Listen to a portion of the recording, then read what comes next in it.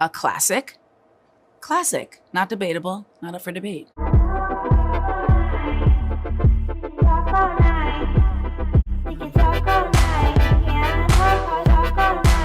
Hey girls, what's up? Happy New Year. In today's video, I'll be discussing what I believe to be the best albums of 2020. Now, have I listened to every album released this year?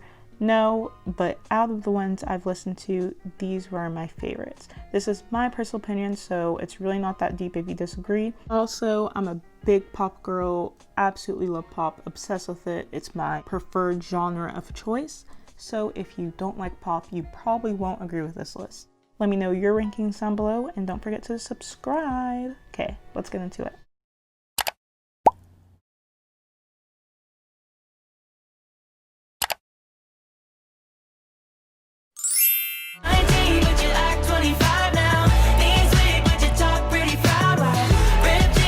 If you don't know who Conan Gray is, he is the love child of Taylor Swift and Lorde, at least musically speaking. I've been a fan of Conan since 2018, and it took him forever to release his debut album, but I'm so happy he did it when he did. Now, you may have heard of Conan from his song Heather, which absolutely blew up on TikTok, but he's so much more than that song, so definitely check this album out. I would describe this album as a marriage between teenage angst and unrequited love, so if that calls to you, you know where to go now. Standout tracks on this album are Wish You Were Sober, because it's pop perfection. If you were bigger, it could have been like a top 10 hit. Like, I could see it blowing up that big. Also listen to Maniac when you want something to scream at the top of your lungs.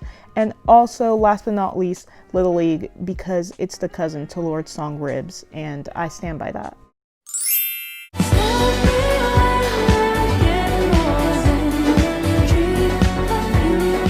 If you don't know this, I'm obsessed with 70s through like 90s inspired pop. It's actually my favorite genre of pop. And that being said, I listen to a lot of people try to do this genre and fail, but Jessie Ware, she has managed to consolidate everything I love about the sound in one album. The entire album makes me feel like I'm dancing carefree in a club, and it's super fun and easy to listen to and enjoy. Standout tracks on this album are Spotlight, Save a Kiss, Read My Lips, and you really can't go wrong with any song on it.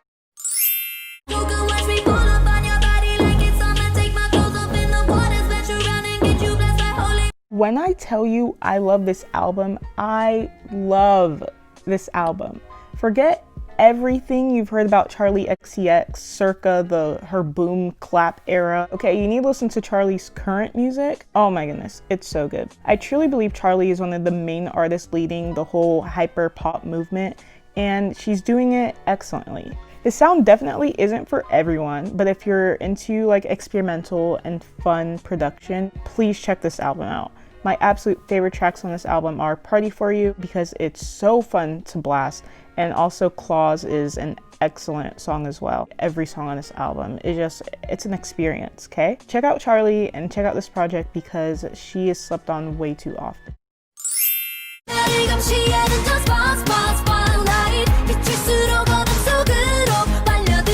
While Twice is a K-pop group, I think that there's at least a song on this album for everyone. Take your preconceived notions of what K-pop is and throw it out the window, because that's what Twice did when they made this album. The production is top tier, and I love the way the girls really dabbled in so many different sounds and genres, but all made it sound so cohesive and it fit into one album. Twice literally has the best B-sides in K-pop, and no one can convince me otherwise. If you're gonna listen to just one song on this album, I highly recommend Say Something. Say Something is truly, honestly, one of the best K-pop songs I've ever heard, and let alone it's one of my favorite songs that I heard this year in general.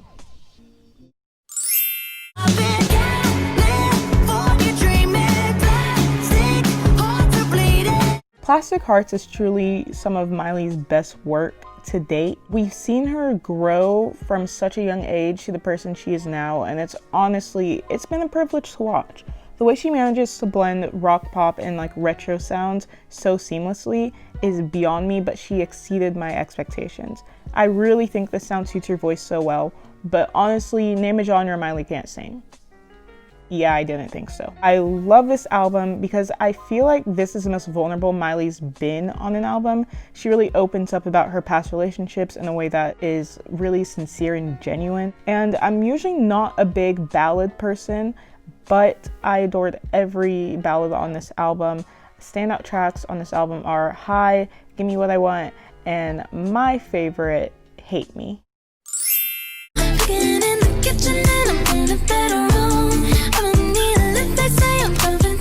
I would like to publicly announce that Ariana Grande dropped positions just for me.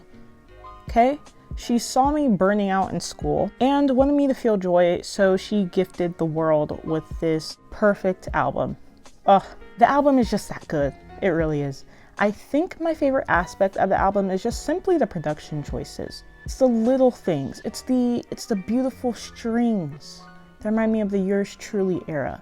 It's the references to Mac, rest in peace, that really just ties the album together, and it makes my heart happy. The album was also just Ariana showing off for fun. Okay, she said, I've been sad, I've given you vocals, you know what I can do, okay? This is just me being me. She said, I can sing, I'm a man, I'm happy, and you can be too. My favorite albums on this song are My Hair, Love Language, Obvious.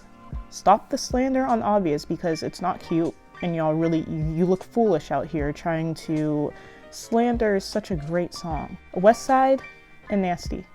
Also 6:30. Is that half the album? Yes, but that's just how things work out. Baby, what do you think this is? Why you wanna play the fib? You ain't gotta tell me what it is, 'cause I saw the messages. Chloe and Halle are my girls. No. Chloe and Halle are my women. I love them. 2020 is the year that people finally opened their eyes and acknowledged the talent that was in front of them, which is Chloe and Halle. Okay? I've been waiting for this day. You don't know how long I've been waiting for this day, okay? I've been waiting for them to have their moment in the sun since Disney's Next Big Thing. If you know, you know. If you haven't streamed this Grammy-nominated album, I don't know what to tell you. I truly don't know where you can go from here. Listen to the album. Chloe and Halle gave us vocals, they gave us performances, they gave us theatrics. They put on a show. And it's really great seeing Black women in the music industry thriving and excelling at their craft. Ugh, we love to see it. Every track on this album is a standout track, but my favorites are Forgive Me, Don't Make It Harder on Me, but my absolute favorite is Busy Boy. Busy Boy is so good. They put a twist on an early 2000s R&B sound, and it's 10 out of 10. It really is. Get into this album, y'all.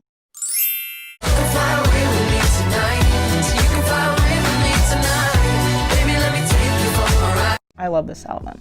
I'm gonna be honest, these top 3 albums I'm gonna talk about literally are interchangeable on any given day. Anyways, back to Miss Dua Lipa. Dua Lipa is another artist who finally got what she deserved in 2020. Okay, I knew from the moment I heard her debut album, I knew from the moment her album came out that I had to stand. I knew it.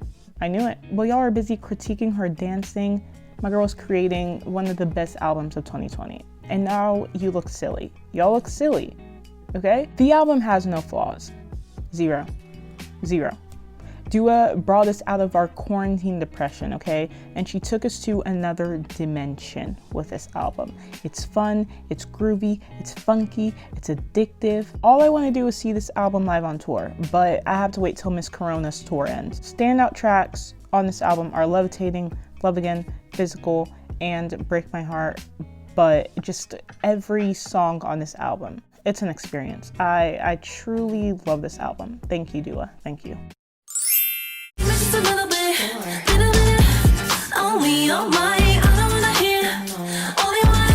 One day I'm gonna write a dissertation about how Sawayama saved 2020 and how Rina Sawayama is the future of pop. She is.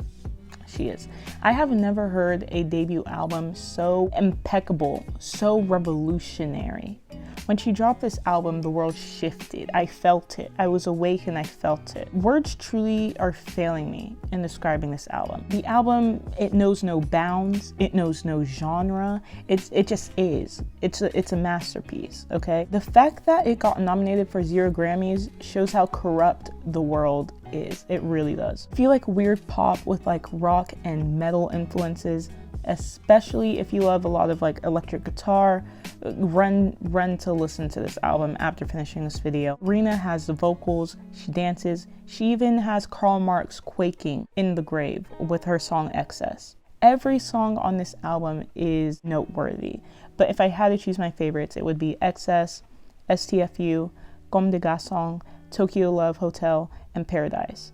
Actually, never mind. Every song on this album is my favorite. Yeah. Find that silver lining, you're already morning to rise. We're kissing in the car underneath of the light. You got me, baby, I'm terrified. You turn around and say goodbye. Round and around, circle the train. Remember when I pulled up and said get in the car, and then get to my plans just in case you call.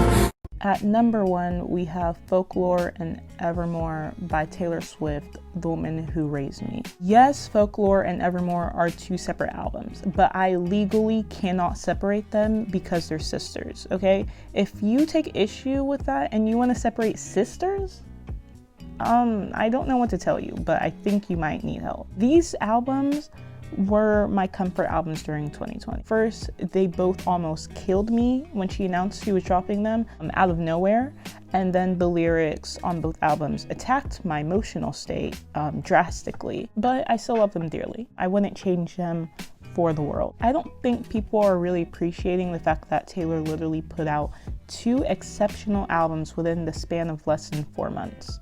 Thank God for her. Seriously, these albums really helped me through this year. Like, I'm sure it did a lot of people, and it's Taylor's best work lyrically. To think the same Taylor Swift who wrote Me also wrote Exile and My Tears Ricochet. That's crazy. Lately, I have been really loving August, 7, and the one and Mirrorball from Folklore. And on Evermore, my favorites are Gold Rush, 'Tis the Damn Season, and Dorothea. If you're still in your I hate Taylor Swift for no reason phase, I'm really gonna need you to move past that because you're depriving yourself of an experience. And I want you to have that. I want you to experience that as well. Thank you guys so much for watching. Those were my top 10 albums of 2020. Let me know if you agreed or disagreed. Comment down below your favorite albums of 2020 because I would love to see what they are. And yeah, Happy New Year, guys. And I'll see y'all in the next one. Bye.